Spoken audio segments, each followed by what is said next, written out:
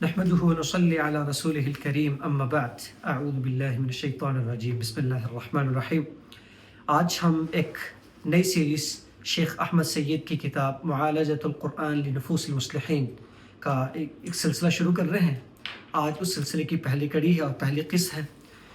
شیخ احمد سید کی یہ کتاب بنیادی طور پر سورۃ آل عمران اور غزوہ احد کے پس منظر کے اندر وہ مختلف چیزیں جو اللہ رب العزت نے صحابہ کرام کی تربیت اصلاح کے لیے اس وقت اتاری، تو شیخ احمد سید اس کتاب کے ذریعے یہ بتانا چاہ رہے ہیں کہ آج کے دعات، مصلحین، تبلیغ اور مبلغین اور دعوت کا کام کرنے والے کیسے وہ صحابہ کرام کی تربیت کے لیے اترنے والے خدائی اصولوں سے رہنمائی لے سکتے ہیں۔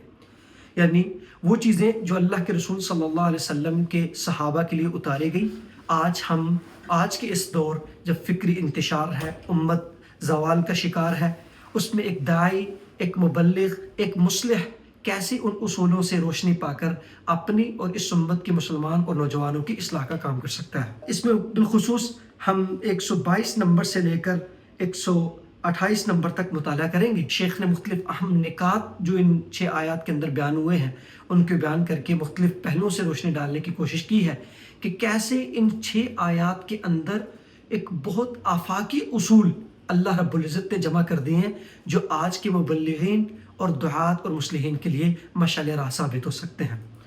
بسم اللہ الرحمن الرحیم۔ اللہ رب العزت کا فرمان ہے کہ وَإِذْ غَدَوْتَ مِنْ أَهْلِكَ تُبَوِّئُ الْمُؤْمِنِينَ مَقَاعِدَ لِلْقِتَالِ وَاللَّهُ سَمِيعٌ عَلِيمٌ۔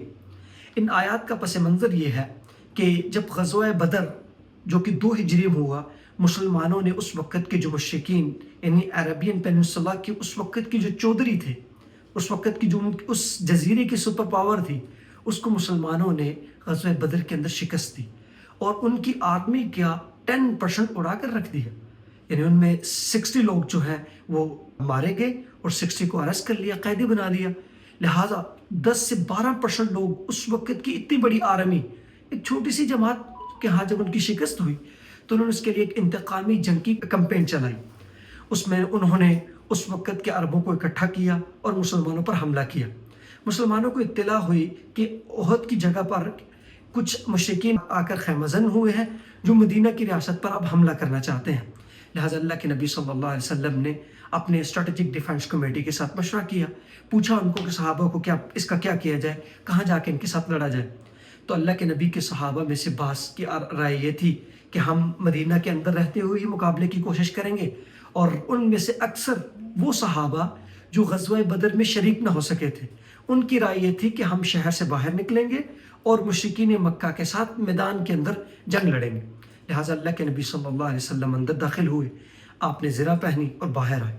بعض صحابہ کو ناگوار گزرا کہ شاید ہمارے اصرار کی وجہ سے اللہ کے نبی نے ایسا کیا، تو اللہ کے نبی سے درخواست کی، یا رسول اللہ امضی برأیک، آپ اپنی رائے اور اپنی دانست کے مطابق عمل کریں۔ تو اللہ کے نبی صلی اللہ علیہ وسلم نے فرمایا کہ جب اللہ کا کوئی نبی زرہ یا جنگی لباس پہن لیتا ہے تو اس وقت تک نہیں اتارتا جب تک کہ اس مد مقابل مشرکین کو شکست نہ دے دے یا اللہ کا حکم نہ اتارا۔ لہٰذا اللہ کے نبی صلی اللہ علیہ وسلم 1000 کا لشکر لے کر احد کے میدان کی طرف چل پڑے۔ ابھی راستے میں ہی تھے کہ آرمی کے 300 لوگ عبداللہ بن ابی جو کہ منافقین کا سردار تھا، اس کی قیادت میں اس فوج سے جدا ہو گئے۔ ان کی رائے یہ تھی کہ ہم مدینہ کے اندر رہ کر کھڑے ہو کر جنگ کریں گے، یہیں سے اس کا دفاع کریں گے۔ اللہ کے نبی اور اللہ کے نبی نے کہ صحابہ نے ان کی رائے نہیں مانی، لہٰذا وہ خفا ہو کر انہوں نے اپنی 300 بندوں کی نفری کو واپس بلا لیا، پیچھے بچ کے 600۔ اس کا مطلب آرمی کا 33% جو ہے وہ نکل گیا۔ اب 600 کا مقابلہ تھا 3000 کے ساتھ۔ اللہ کے نبی صلی اللہ علیہ وسلم تیاری کرتے ہیں، میدان سج جاتا ہے اور قرآن کی یہ آیات اترنا شروع ہو جاتی ہیں۔ وَإِذْ غَدَوْتَ مِنْ أَهْلِكَ تُبَوِّئُ الْمُؤْمِنِينَ مَقَاعِدَ لِلْقِتَالِ۔ اے نبی یاد کیجیے اس وقت کو جب آپ اپنے گھر سے صبح کے وقت صبح نکل رہے تھے۔ کیوں؟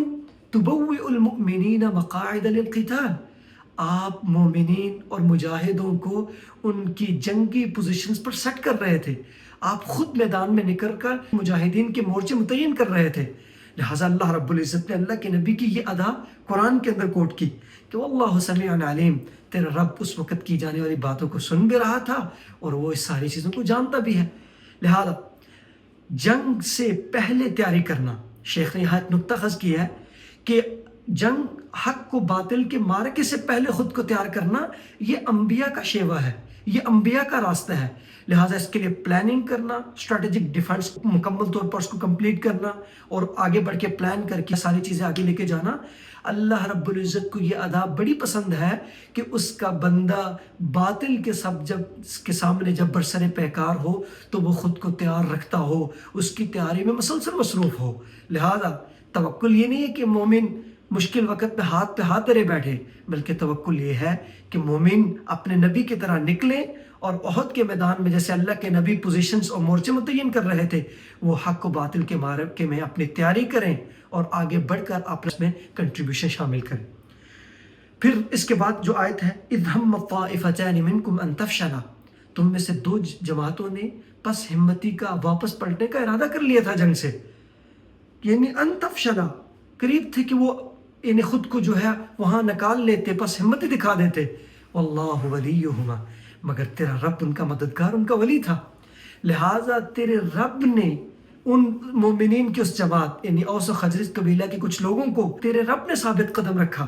لہٰذا شیخ نے یہاں یہ نقطہ اخذ کیا ہے کہ فکری طور پر استقامت اختیار کرنا اور نفسیاتی طور پر اپنے نیریٹو کو بلڈ کرنا یہ انبیاء کا طریقہ کار ہے۔ لہٰذا اللہ رب العزت کی مدد جو یہاں پہ آئی، اللہ رب العزت نے جو چیز یہاں پر مسلمانوں کے بارے میں ذکر کی کہ اِذْ هَمَّ الطَّائِفَتَانِ مِنْكُمْ أَن تَفْشَلَا، قریب تھی کہ وہ کہتے کہ یار ہم تو جس ٹریک پہ چل رہے ہیں یہ ٹریک ہی غلط ہے، ہم تو ڈی ٹریک ہو گئے، لیکن واللہ ولیہما، تیرے رب نے ان کے ہاتھ کو تھام لیا، تیرا رب ہاتھوں کو تھامنے والا ہے۔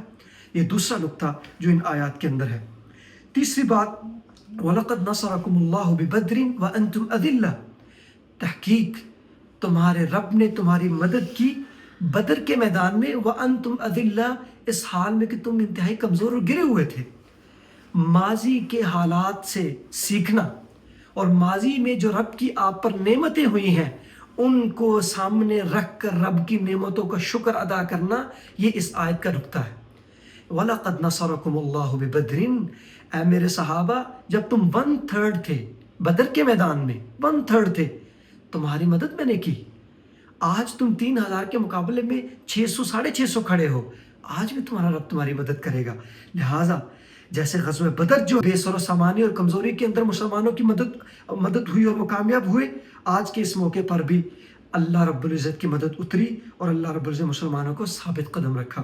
یہ تیسرا نقطہ۔ چوتھی چیز اِذْ تَقُولُ لِلْمُؤْمِنِينَ أَلَنْ يَكْفِيَكُمْ أَن يُمِدَّكُمْ رَبُّكُمْ بِثَلَاثَةِ آلَافٍ مِّنَ الْمَلَائِكَةِ مُنْزَلِينَ، آپ اس وقت کو یاد کیجئے جب آپ مومنین کو کہہ رہے تھے اور مومنین کو بتا رہے تھے کہ کیا تمہارے لیے تمہارے رب کی مدد 3000 فرشتے کافی نہیں ہے؟ کافی ہے۔ یعنی جب آپ اپنے مومنین کو یہ بتا رہے تھے کہ رب کی مدد آنے والی ہے، غیبی مدد اترنے والی ہے، لہذا اللہ کی توکل اور وسائل اور اسباب کو اختیار کرنے کے ساتھ ساتھ رب کی مدد مانگنا اور اس کی مدد پر حقیقی توکل اور حقیقی اعتماد و یقین کرنا، یہ ان آیات کا سب سے بڑا سبق ہے جو ہمیں سکھاتی ہیں کہ اِذْ تَقُولُ لِلْمُؤْمِنِينَ، اللہ کے نبی اپنے مومن مجاہدین صحابہ کو خوشخبری دے رہے ہیں کہ أَلَنْ يَكْفِيَكُمْ، اے میرے صحابہ کافی نہیں ہے تمہارے لیے، أَن يُمِدَّكُمْ رَبُّكُمْ، تمہارا رب تمہاری مدد کرے بِثَلَاثَةِ آلَافٍ مِّنَ الْمَلَائِكَةِ، 3000 فرشتوں کے ذریعے منزلین جو اتارے جائیں آسمان سے۔ بلا، کیوں یا رسول اللہ، یقیناً کافی ہے۔ چوتھا نقطہ جو اس کے اندر بتایا ان تصبروا وتتقوا یأتوکم من فورہم، کہ اگر تم صبر کرو اور تقوی اختیار کرو، یأتوکم من فورہم ھذا یمددکم ربکم بخمسۃ آلاف من الملائکہ، تمہارا رب 3 کی بجائے 5000 فرشتوں سے تمہاری مدد کرے گا۔ لہذا صبر و تقوی نصرت الہی، نصرت خداوندی کی بنیادی شرائط میں سے ایک ہے کہ آپ صبر اختیار کریں اور تقوی اختیار کریں۔ لہٰذا فتح، جیسے ہم دنیا میں مادی وسائل کو اختیار کرنا اور رب کی مدد پر یقین رکھنا، اور رب کی مدد کے درمیان 2 ہی چیزیں ہیں جو ہمیں اس تک پہنچا سکتی ہیں، وہ مومنین کا مشکل وقت میں صبر کرنا اور مومن کا جو ہے تقوی اختیار کرنا، یہی وہ دو چیزیں ہیں جو اللہ رب العزت کی مدد کو، نصرت خداوندی کو ہم پر اتار سکتے ہیں۔ پھر فرمایا کہ لیس لک من الامر شیء، اللہ کے نبی صلی اللہ علیہ وسلم نے کچھ مشرکین کے لیے بد دعا کرنا چاہیے۔ جب اللہ کے نبی صلی اللہ علیہ وسلم مایوس ہوئے تو آپ علیہ السلام نے بد دعا کرنے کا ارادہ کیا، تو اللہ رب العزت کی طرف سے یہ حکم اتر آیا، لیس لک من الامر شیء، اے میرے نبی، آپ ایک نبی، رسول، مبلغ اور مصلح کی حیثیت سے ان انسانوں کی رہنمائی کے لیے مبعوث ہوئے ہیں، لہٰذا آپ نے ان کی اصلاح کا آخری وقت تک اصلاح کی کوشش کرنی ہے، لہٰذا آپ کا یہ حق نہیں ہے کہ آپ ان کے لیے بد دعا کریں۔ لیس لک من الامر شیء، آپ کیا کریں گے؟ آپ آخری وقت تک جو ہے ان کے لیے دعا کریں گے، کوشش کریں گے کہ اللہ رب العزت ان کی اصلاح فرمائے، ان کو دین کی ہدایت عطا فرمائے۔ یہی وہ جنگ تھی جس کے اندر خالد ابن ولید نے مسلمانوں کو سب سے زیادہ نقصان پہنچایا، لیکن یہی جنگ تھی جس میں اللہ کے نبی بد دعا کرنا چاہتے تھے، اس میں خالد بھی شامل تھے، وہی خالد جو مسلمان ہوئے اور اللہ رب العزت کو سیف من سیوف اللہ، سیف اللہ المسلول، اللہ تعالیٰ کی ننگی تلوار بنا دی اور مسلمانوں کو ان کے ذریعے کئی ایک میدانوں میں کامیابی عطا فرمائی۔ لہٰذا ان آیات کے ذریعے اللہ رب العزت نے ہمیں کیا سکھایا کہ ہم ایک مسلمان، اللہ رب ایک داعی، ایک مصلح، اس کے لیے ضروری ہے کہ وہ اللہ کے نبی صلی اللہ علیہ وسلم کی طرح ہمیشہ سے پلاننگ کرے، اسٹریٹجک ڈیفنس اپنا جو ہے ہمیشہ بلڈ کریں، جیسا کہ اللہ کے نبی صلی اللہ علیہ وسلم کے بارے میں بتایا گیا۔ اسی طرح اپنی قوم، اپنی دعوت، جو ان کی مسلمانوں کی جو جماعتیں ہیں، ان کو فکری طور پر استقامت اختیار کرنے کی طرف توجہ دلانا، فکری طور پر مضبوط کرنا، فکری انتشار سے بچانا، اپنے نیریٹو کو بلڈ کرنا اور اس کو سرکولیٹ کر کے دوسروں تک پہنچانے کی کوشش کرنا، ان آیات کا دوسرا سبق ہے۔ تیسرا کہ اللہ رب العزت نے ماضی میں جو تمہارے لیے فتوحات اتاری، تمہاری مدد کی، نصرتیں اتری، وہ آج بھی اتر سکتی ہیں، جیسا کہ اللہ کے نبی صلی اللہ علیہ وسلم نے ضمانت دی کہ لا یبلغن ھذا الامر ما بلغ اللیل والنہار، اللہ رب العزت کا یہ دین پہنچ کر رہے گا جہاں جہاں تک سورج اور چاند ہیں، جہاں جہاں تک رات اور دن ہے، یہ اللہ کا یہ دین پہنچ کر رہے گا، بعز عزیز او ذل ذلیل، اس دین کے ذریعے اللہ تعالیٰ عزت عطا کرے گا اور جو اس کی مخالفت کرے گا اللہ تعالیٰ ان کو ذلیل کر دے گا۔ لہذا چوتھی چیز کہ غیبی نصرت یہ اللہ رب العزت کی طرف سے اترتی ہے، لیکن اس وقت جب مسلمان اور جب اس وقت کے لوگ صبر اختیار کرتے ہیں اور تقوی اختیار کرتے ہیں، لہٰذا صبر و تقوی یہ کامیابی اور غیبی نصرت کی شرائط میں سے ایک شرط ہے۔ چھٹی چیز اللہ رب العزت کی یہ حکمت کہ مبلغ اور ایک مصلح آدمی وہ اپنے معاشرہ اور اپنی قوم کی ہمیشہ خیر خواہی کرے اور کوشش کرے کہ وہ زیادہ سے زیادہ مسلمانوں کے لیے ہدایت کا باعث بنے، ان کو سلامتی کا راستہ دکھانے کا باعث بنے۔ ان 6 آیات کے اندر 6 چیزیں تھیں جو شیخ احمد سید نے اپنے اس کتاب کے پہلے پارٹ کے اندر نقل کی۔ اس کتاب کے بنیادی طور پر 8 پارٹ ہیں، ہم ہر ویڈیو کے اندر 2 پارٹ پڑھا کریں گے انشاءاللہ۔ تو المقطع الاول یعنی پارٹ 1 یہاں پہ کمپلیٹ ہوا، اب ہم جو ہے سورۃ آل عمران کا پارٹ 2 سٹارٹ کریں گے۔ بسم اللہ الرحمن الرحیم۔ کتاب معالجۃ القرآن لنفوس المصلحین کا 2nd پارٹ، المقطع الثانی۔ اس کے اندر شیخ نے سورۃ آل عمران کی آیت نمبر 137 سے آنورڈ 142 تک شیخ نے مختلف پوائنٹس بیان کیے ہیں، اور شروع کیا اس آیت سے، بسم اللہ الرحمن الرحیم، قد خلت من قبلکم سنن فسیروا فی الارض فانظروا کیف کان عاقبۃ المکذبین۔ تحقیق تم سے پہلے بھی ایسے واقعات گزر چکے ہیں، یعنی اس سے پہلے بھی اللہ تعالیٰ کی یہ قوانین، اللہ تعالیٰ کی یہ سنن، انہیں سنن الہیہ، قوانین فطرت اللہ تعالیٰ کی قوموں کے بارے میں ایسے گزر چکے ہیں۔ فسیروا فی الارض، زمین میں چلو پھرو، فانظروا کیف کان عاقبۃ المکذبین، دیکھیں باطل کے سرغنوں اور باطل والوں کا حال کیا تھا، رب کی تکذیب اور رب کے مقابلے میں آنے والوں کا حال کیا تھا۔ شیخ نے اس آیت سے نقطہ اخذ کیا کہ سنن الہیہ اللہ تعالیٰ کے کچھ قوانین اور ڈیوائن لاز ہیں جو اللہ تعالیٰ نے ہمیشہ سے ان امتوں کے ساتھ آدم علیہ السلام سے لے کر آخر تک برتتے آئے ہیں۔ ان میں ایک قانون یہ کہ اللہ رب العزت جو ہے باطل اور حق اور باطل کا معرکہ برپا ہوتا ہے اور باطل کو عارضی سطح پر بہت عروج ملتا ہے، پھر اللہ تعالیٰ حق کے ذریعے باطل کا قلع کما کر دیتا ہے اور حق غالب آ جاتا ہے۔ جاء الحق وزهق الباطل، حق غالب آ جاتا ہے، ان الباطل کان زہوقا، اور باطل کو اصل میں ختم ہو کر ہی رہنا تھا۔ لہٰذا اللہ رب العزت ہمیں اس آیت میں ہدایت کر رہے کہ فسیروا فی الارض، تم زمین میں چلو پھرو۔ لہٰذا مصلح، ایک اصلاح اور دعوت سے وابستہ شخص کو زمین میں چلنا پھرنا چاہیے، اس لیے نہیں، یعنی ایک مومن آدمی کا، ایک مصلح آدمی کا چلنا صرف آرکیولوجی پرسپیکٹو سے نہیں، اس کا یہ ٹور صرف انٹرٹینمنٹ کے لیے نہیں، بلکہ اعتبار یعنی عبرت حاصل کرنے کے لیے ہے۔ لہذا فسیروا فی الارض، تم نے زمین میں چلنا ہے، لیکن تم چونکہ میرے نمائندے ہو، تم نے زمین میں چلنا ہے ان نشان عبرتوں کو دیکھنے کے لیے جو اللہ تعالیٰ نے ہمیشہ ہمیشہ کے لیے زمین کے اندر چھوڑ دی ہیں۔ ھذا بیان للناس، یہ کتاب عام انسانوں کے لیے بیان ہے، وہدی وموعظۃ للمتقین، اور ہدایت ہے اور خالص نصیحت ہے پرہیزگاروں کے لیے۔ ولا تہنوا ولا تحزنوا وانتم الاعلون ان کنتم مؤمنین، نہ سستی کریں اور نہ ہی کسی قسم کا غم اور پریشانی لیں، تم ہی غالب آ کر رہو گے اگر تم پکے اور سچے مومن ہوئے۔ یعنی اس آیت کے اندر مومنوں کو بتایا جا رہا ہے کہ فکری طور پر بھی آپ نے استقامت اختیار کرنی ہے، لیکن اس کے علاوہ مسلسل جہد مسلسل، وہ بھی مبلغ اور مصلح آدمی کا شیبہ اور اس کی عادت ثانیہ ہونی چاہیے کہ ایک مصلح آدمی وہ ہمیشہ جد و جہد کرنے والا ہے۔ لہذا مسلمانوں کو تسکین دی جا رہی ہے کہ ان یمسسکم قرح، اگر تمہیں پریشانی پہنچی، تم جب باطل کے مقابلے میں اترے ہو تو تمہارے لوگ اللہ کے اس راستے میں شہید ہوئے، تمہیں اپنا بزنس اور تجارت، یہ ساری چیزیں ان کے اندر بہت بڑا لاس، بڑا نقصان ہوا، لیکن یاد رکھو ان یمسسکم قرح فقد مس القوم قرح مثلہ، اگر تمہیں تکلیف پہنچی ہے تو جو تمہارے مقابلے میں باطل کے سرغنے ہیں ان کو بھی پہنچی ہے، اور دیکھو وہ باطل کے لیے اپنی جان مال لے کر ساتھ آئے ہیں، تم اپنے رب کے لیے جان مال سب کچھ لے کر آئے ساتھ۔ لہٰذا آج دنیا کا چودھری اگر ایران پر حملہ آور ہوتا ہے تو اس نے ایران کا نقصان کیا ہے، تو ایران نے بھی ان یمسسکم قرح، اگر ایران کو تکلیف پہنچی ہے فقد مس القوم قرح مثلہ، تو اس کے مقابل باطل کے سرداروں کو بھی اس سے تکلیف پہنچی ہے، اس سے بھی ان کو نقصان پہنچا ہے۔ لہٰذا یہ حق و باطل کے معرکوں میں یہ نقصان، یہ ایک ایسی چیز ہے جس سے انکار نہیں کیا جا سکتا۔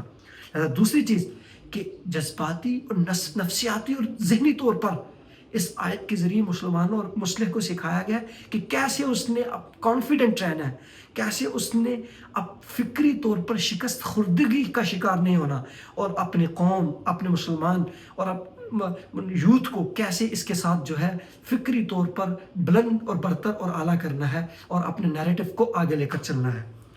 تیسری چیز وَتِلْكَ الْأَيَّامُ نُدَاوِلُهَا بَيْنَ النَّاسِ، اللہ تعالیٰ کہتے ہیں کہ یہ تو گردش ایام ہے۔ آج پچھلے معرکے میں بدر میں تم نے ان کے 120 آدمی گرا دیے، اس معرکے میں آپ کا نقصان ہوا۔ تِلْكَ الْأَيَّامُ نُدَاوِلُهَا بَيْنَ النَّاسِ، اللہ رب العزت کے یہ فیصلے ہیں، یہ فطرت ہے کہ ایک دن تم غالب ہو، ایک دن مغلوب ہو، اليوم یوم لک و یوم علیک۔ لہذا مسلمانوں کا یہ تاریخی نیریٹو رہا ہے کہ اللہ رب العزت نے مسلمانوں کو خلافت دی، اس کے بعد پھر خلافت رہی جب تک اللہ نے چاہا، پھر جو ہے خلافت کے بعد بادشاہت آئی، پھر اللہ رب العزت خلافت کو لے کر آئے گا جب چاہے گا۔ مسلمانوں کا ہسٹوریکل پوائنٹ آف ویو وہ ورٹیکل ہے، وہ ایسے ہی چلتا جائے گا۔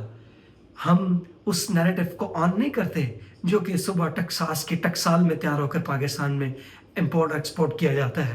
لہٰذا اس نیریٹو کو ہم آن نہیں کرتے کہ اب نوح کے بیٹے حام اور اب یافس کے اولاد ہی ہم پوری دنیا پر حکومت کرے گی، اور مغرب کی برتری، مغرب کی قوت، اس کو جو ہے آپ تسلیم کریں اور ان کے علم اور ٹیکنالوجی کی تسلیم کریں اور ان کے آگے جھک جائیں۔ نہیں، ہم اس حدیث کو ماننے والے ہیں جس میں اللہ کے نبی نے کہا کہ یہ واپس مسلمانوں کے پاس ستکون خلافۃ علی منہاج نبوۃ، یعنی یہ سائیکل پوائنٹ آف ویو ہے ہمارا، یہ ورٹیکل ہی نہیں چلے گی بلکہ سائیکل پوائنٹ آف ویو سے واپس پلٹ کر مسلمانوں کے پاس یہ آئے گی. تلک الایام نداولها بین الناس، یہ چند دن ہیں جو ان کو اللہ تعالیٰ اپنے بندوں کے درمیان پھیرتا رہتا ہے. وَلِيَعْلَمَ اللَّهُ، تاکہ اللہ تعالیٰ ظاہر کرے کون ان میں سے ایمان لایا ہے. وَيَتَّخِذَ مِنْكُمْ شُهَدَاءَ، اور تم میں سے کچھ کو شہادت کے مرتبوں پر فائز کرے. پھر چوتھا پوائنٹ، وَلِيُمَحِّصَ اللَّهُ الَّذِينَ آمَنُوا وَيَمْحَقَ الْكَافِرِينَ. لہٰذا تمحیص، ہم مسلمانوں کی جماعت کو پیوریفائی کریں گے، ان کو فلٹرائز کریں گے. ان میں سے کون منافق ہے اور کون ان میں سے خالص مومن ہے.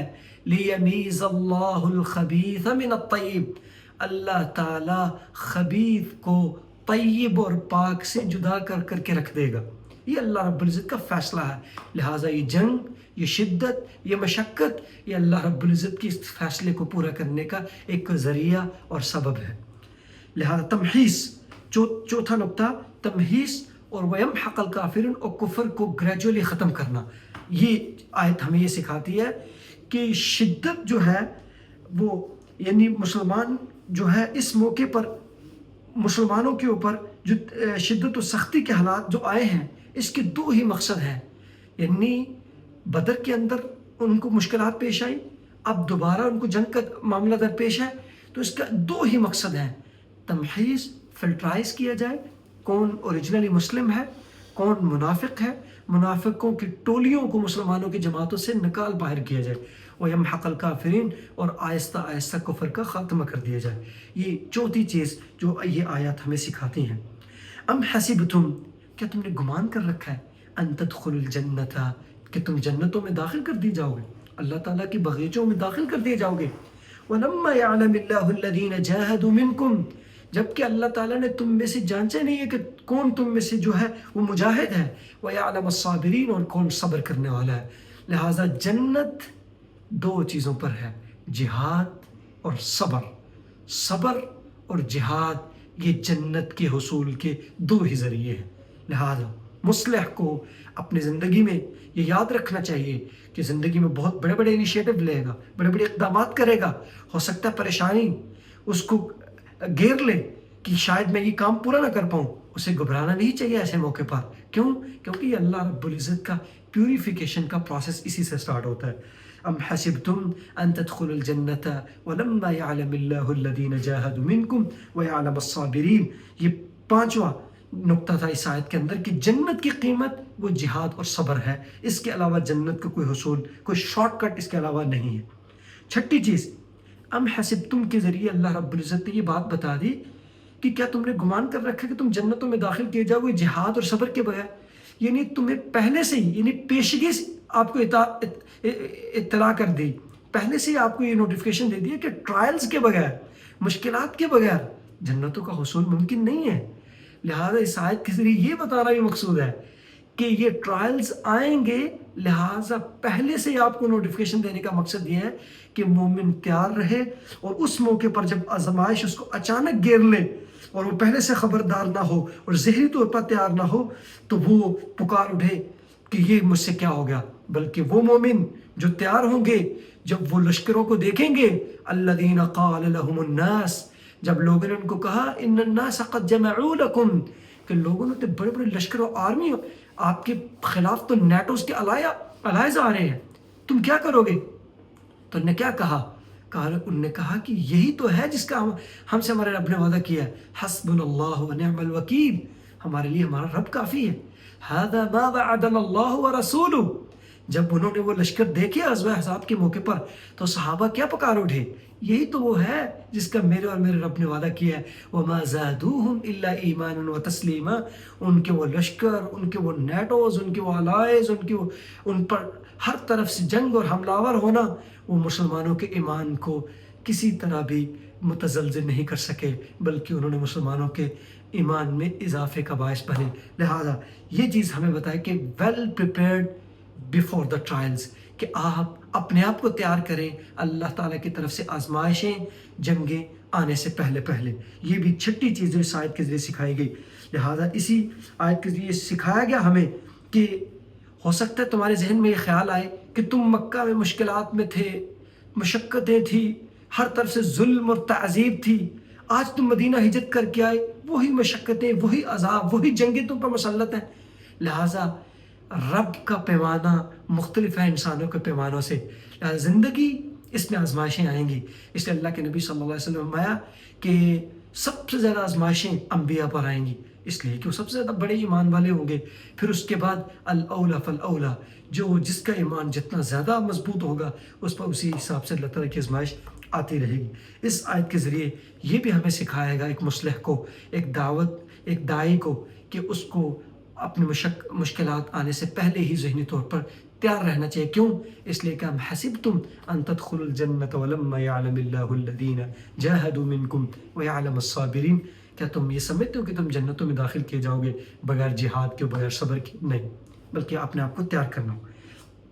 اور آخری چیز کہ جہاد, صبر اور یقین, یہ تین چیزیں ان آیات کا بنیادی مرکز ہے. لہٰذا ایک مصلح اور ایک نوجوان اور ایک داعی کے اندر یہ چیزیں بدرجہ اتم موجود ہونی چاہیے کہ وہ یقین کا پیکر ہو, وہ صبر کا پیکر ہو, وہ جہاد اور صبر اور یقین کا عملی مجسمہ ہو. تو یہ وہ چیزیں ہیں جو اس کے الٹیمیٹ گول, جنتوں کے حصول, رب کی رضا اور آخرت کے مزے, ان تک لے جائے گی. اس کے علاوہ کوئی چیز نہیں جو اس کو شارٹ کٹ اللہ اور اس کے رسول کی رضا اور جنتوں تک اس کو پہنچائے. یہی وہ چیزیں تھیں جو ان آیات کے ذریعے اللہ کے نبی صلی اللہ علیہ وسلم کے صحابہ کو غزوہ بدر کے کانٹیکس کے اندر سکھائی جا رہی ہیں کہ تم جو ہے اللہ کی سنن الہیہ کو دیکھو, فکری طور پر اپنے آپ کو مسلح کرو اور گردش ایام کو جانو. اگر آج تمہیں شکست ہوئی ہے تو تمہارے دشمنوں کو بھی شکست ہو رہی ہے. اور تمحیص اور کفر اللہ تعالیٰ کا پروسیس کہ وہ منافقین کی ٹولیوں کو مسلمانوں کی ٹولیوں سے نکالتا ہے. پھر کہ جنت کی قیمت صبر و جہاد میں ہے. پھر تم اپنے آپ کو تیار رکھو, آزمائشیں تم پر آئیں گی. اور پھر یہ کہ تم جہاد, صبر و یقین کے علاوہ کہیں رب کے ہاں بلند درجات نہیں پا سکتے. یہی وہ چیزیں ہیں جو صحابہ کو ان آیات کے اندر سکھائیں گئی. اور اللہ کے رسول صلی اللہ علیہ وسلم نے اسی وجہ سے جہاد کے بڑے بڑے میدانوں میں ثابت قدمی کا وہ مظاہرہ کیا جو آج بھی دنیا کی لازوال داستانوں کا حصہ ہے. اللہ تعالیٰ مجھے بھی اور آپ کو بھی اللہ کے نبی کے صحابہ کی محبت اور ان کے راستے پہ چلنے والا, اور جو اصول اللہ تعالیٰ نے اپنے نبی کے صحابہ کے لیے اتارے ان سے سمجھنے اور سیکھنے والا بنائے. جزاکم اللہ کل خیر. السلام علیکم ورحمۃ اللہ وبرکاتہ.